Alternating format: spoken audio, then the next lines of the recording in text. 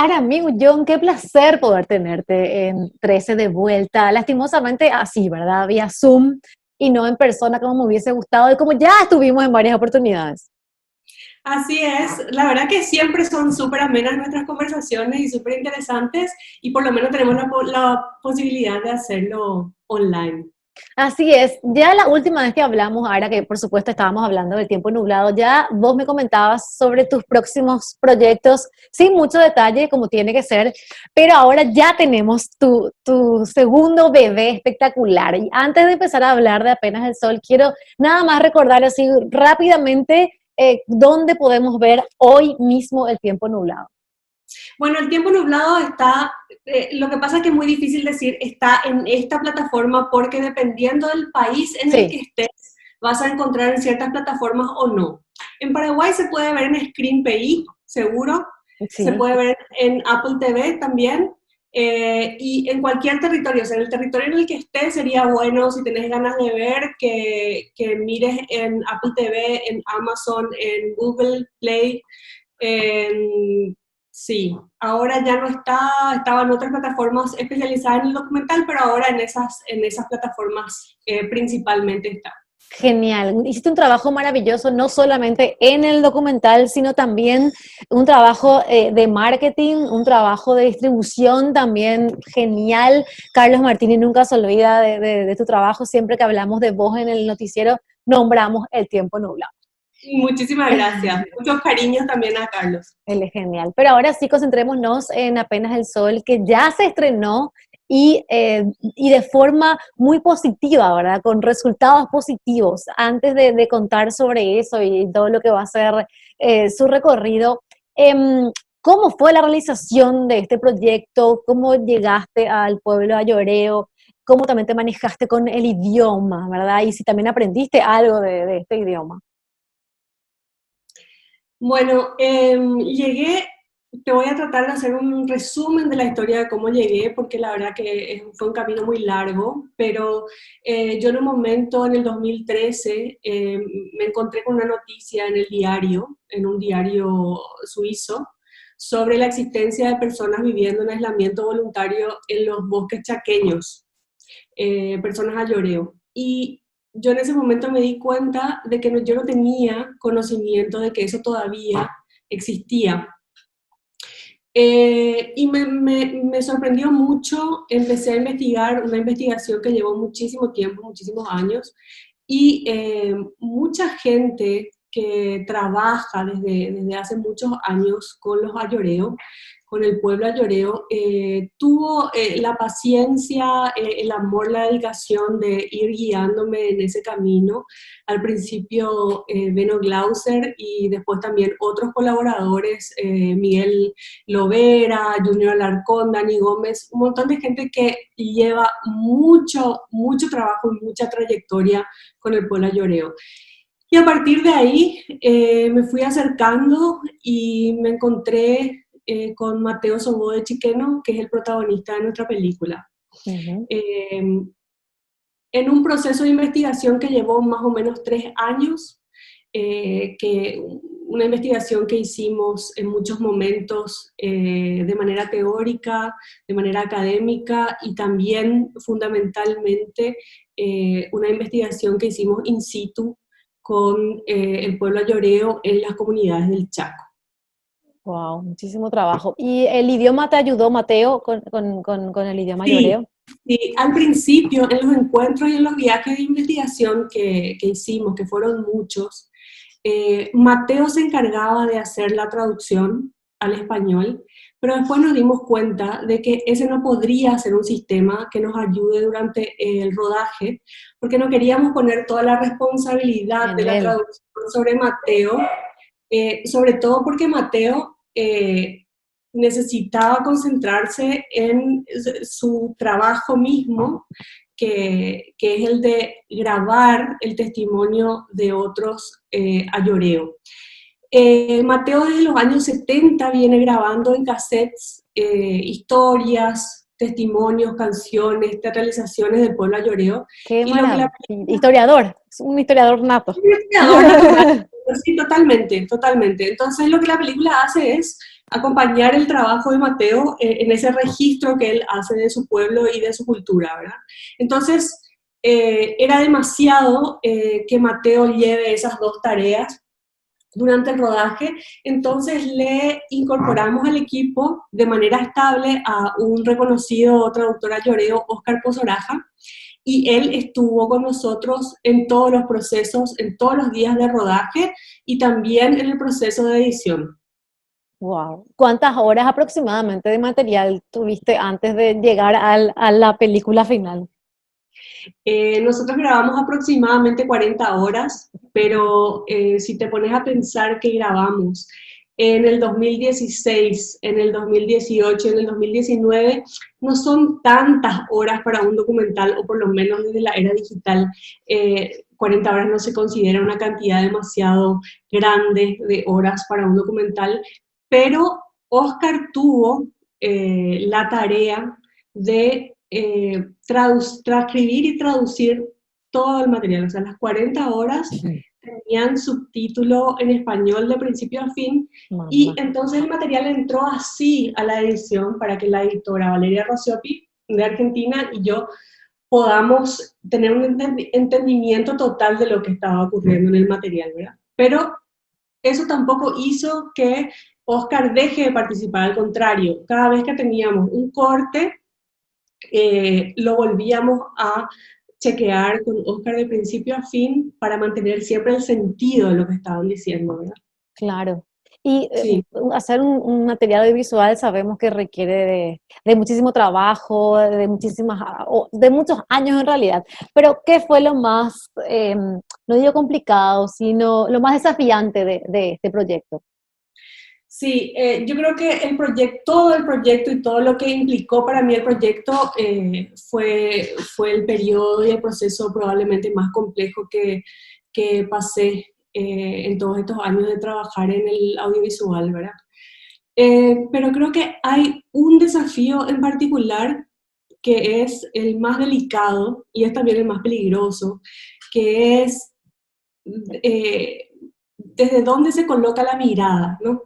O sea, eh, cuando nos enfrentamos a temas como el de la realidad a lloreo, podemos caer o en el paternalismo o en el exotismo, ¿verdad? Entonces, todo el tiempo hacer un control de uno mismo, desde dónde uno está mirando, desde dónde uno está creando el discurso y creando la narrativa de la película. Entonces, ese control constante durante años y ese aprendizaje, porque uno se encuentra con muchos estereotipos, con muchos prejuicios que uno mismo tiene sin ser conscientes de ellos.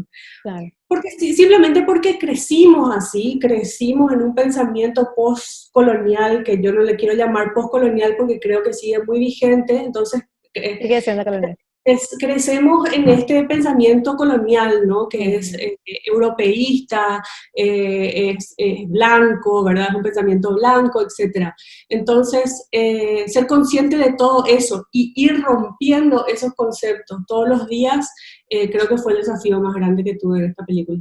Claro. Y la película ya se estrenó en el festival, fue súper bien recibida la película, el documental, tuvo buenas críticas, pero el pueblo lloreo todavía no pudo ver el trabajo, ¿verdad?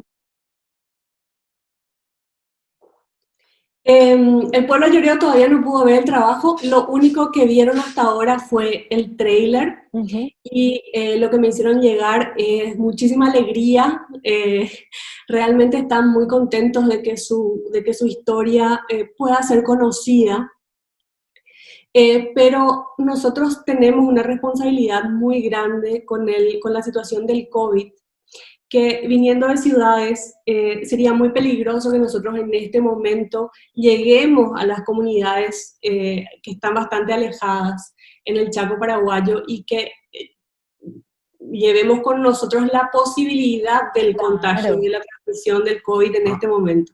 Entonces, esa fue una decisión, no hacerlo por ese motivo y esperar que las condiciones sean adecuadas para hacerlo. Y por otro lado, esperamos el apoyo del gobierno paraguayo para que podamos hacer un estreno nacional en todo el país y por supuesto en las comunidades ayoreros del Chaco.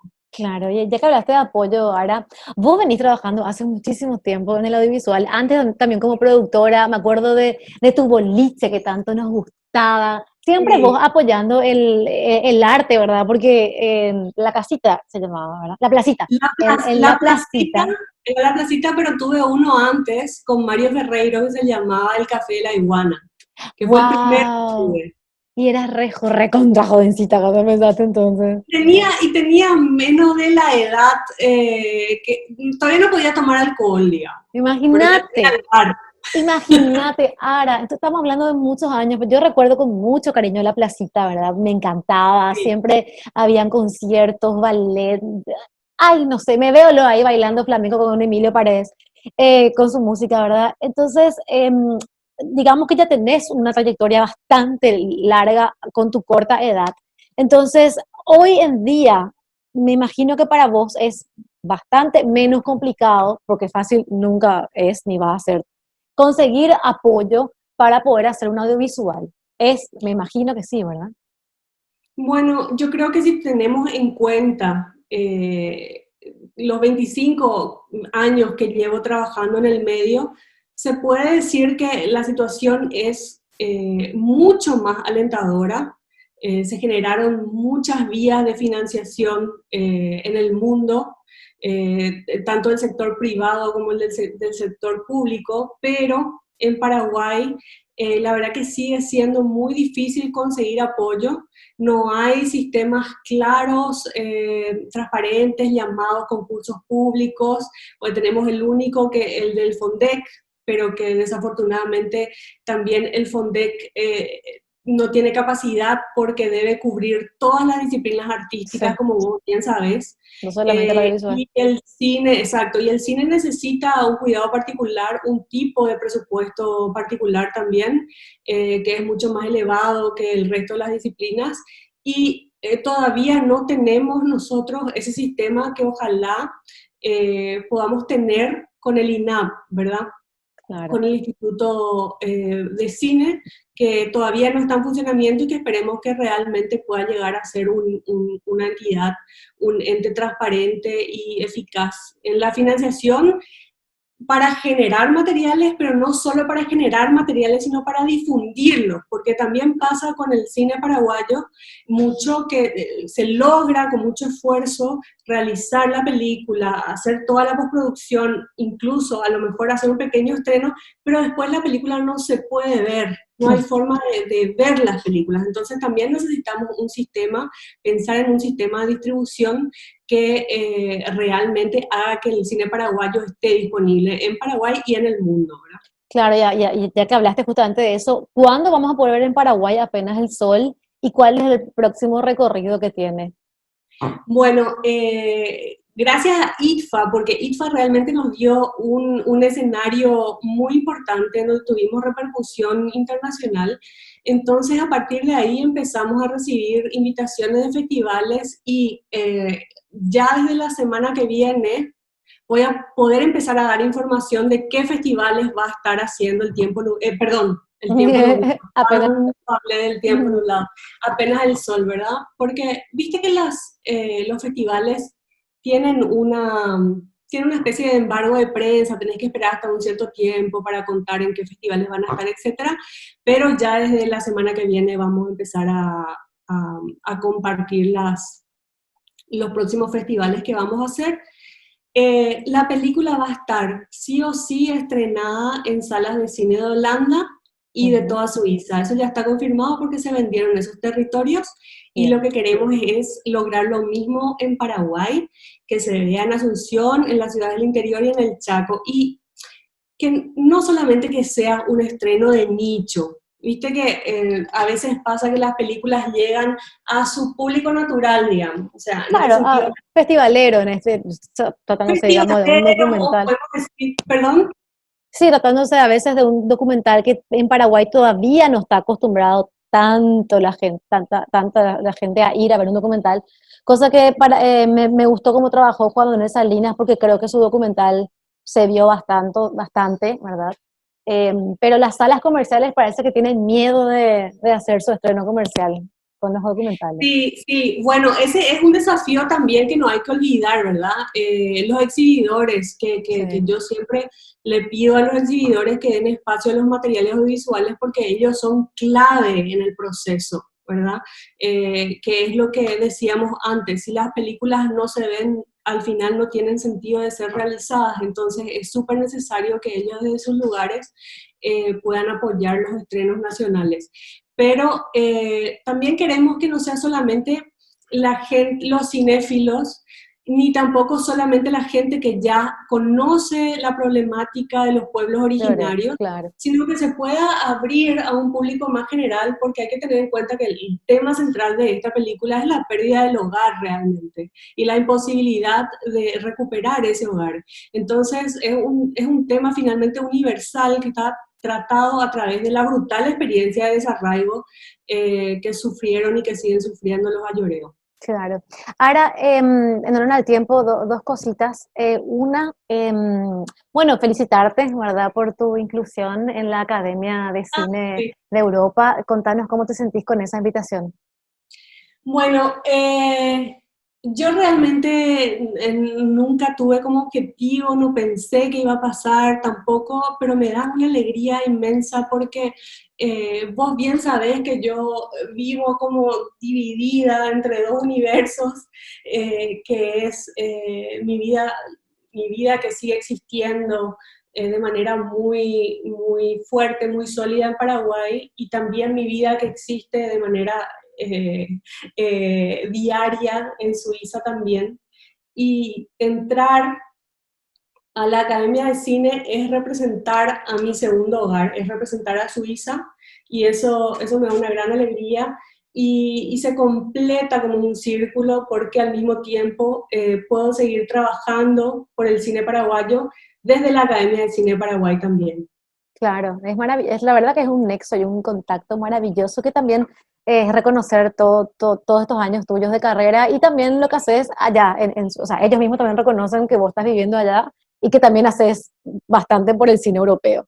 Entonces, es un reconocimiento. Exactamente, es una realidad ya de que si miras la prensa se refieren a directora paraguaya Suiza, ¿no? Me encanta. Entonces ya hay una responsabilidad no solamente con Grande. Paraguay, sino también con Suiza ahora mismo. Totalmente. Ahora, este espacio se llama La Mujer en el Audiovisual Iberoamericano. Entonces, quiero que nos recomiendes una película de Iberoamérica, porque queremos justamente fomentar que la gente empiece a ver más películas de nuestra región o donde se hable español o portugués. Y también rápidamente, ¿cómo te parece que está la mujer hoy en día en el ámbito del cine iberoamericano? Bueno, yo creo que hicimos un paso enorme, ¿verdad? O sea,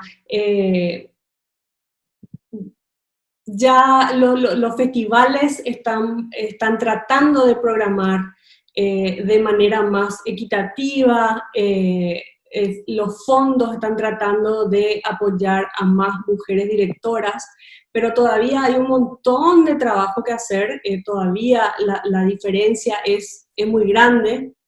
Eh, y creo que llegamos a ese cambio, a esos pequeños cambios que vamos haciendo, siendo conscientes de que es súper necesaria la sororidad entre las colegas del audiovisual, ¿verdad? Y creo que eso es importante de fomentar. Tenemos que estar muy juntas, porque si no estamos juntas vamos a seguir atrasando nuestro propio desarrollo, ¿verdad? Y con Claro. respecto a sugerirte una ¿Qué película? película, sí, hay una película muy linda, muy poética, muy sensible, que es una ópera prima de Sabrina Blanco. Ella es una directora argentina, guionista y directora. La película es un coming to age que retrata el paso de Tati de la niñez a la adultez en condiciones adversas en un barrio pobre de los alrededores de Buenos Aires. La película vino con premios de Mar del Plata y de Málaga y realmente es una pequeña joya que no es muy conocida y que yo realmente recomiendo que la busquen y que la vean. Fantástico. Es un documental o es una ficción? Es una ficción. Ficción, genial, anotadísimo entonces. Ahora, un placer realmente. Me olvidé de preguntarte algo rápidamente, por curiosidad. El nombre, Apenas el Sol, Bueno, Apenas el Sol viene de una conversación que tuve con el protagonista, con en Mateo. donde con Mateo, en donde él me decía que lo único a lo que los ayoreos tienen acceso libre en este momento es al sol, porque todo el resto les fue sacado. Dios, me da piri, te juro que me dio piri. Me dio piri, Dios mío, o sea que bueno, el nombre surgió después, no estaba, viste que a veces uno tiene un proyecto y dice, bueno, se va a llamar así, y después lo llevas a cabo, sin embargo No, acá vos, esta vez fue diferente, porque el tiempo nublado se llamó el tiempo nublado desde el principio. desde la primera idea, pero Apenas el Sol tuvo como 3 nombres y Ujú. realmente surgió en el último tramo ya cuando estábamos filmando. Qué hermoso nombre, y tiene un sentido fantástico. Bueno, ahora mí, la verdad que sí, por mí seguiríamos hablando, porque es tan interesante ¿Verdad? charlar Hola. con vos, pero bueno, en honor al tiempo, y también al tuyo, porque allá encima en Suiza ya es tarde, ¿verdad? Entonces, y como es invierno, oscurece bastante más temprano. Sí, Agradecerte por tu tiempo, porque sé también que estás con muchas cosas, no solamente laborales, sino también estás ahí con muchos proyectos y cosas del día a día. Entonces, gracias de corazón por tu sí de siempre. Felicidades. muchísimo a vos por el interés de siempre, por el espacio de siempre. Realmente es un gran trabajo el que haces, Lucía, y nos da ese espacio que realmente necesitamos también a la mujer cineasta para poder seguir avanzando en nuestro trabajo. Muchísimas gracias. A vos y bueno, espero poder seguir encontrándome con vos con más trabajos tuyos. De acá a 10 años vamos a seguir hablando de más y más y más trabajo. Sí, por supuesto. Te mando un abrazo enorme, un saludo a Carlos también y a toda la audiencia. Gracias. Dale, que estés bien. Un abrazo enorme. Cuídate. Vos también.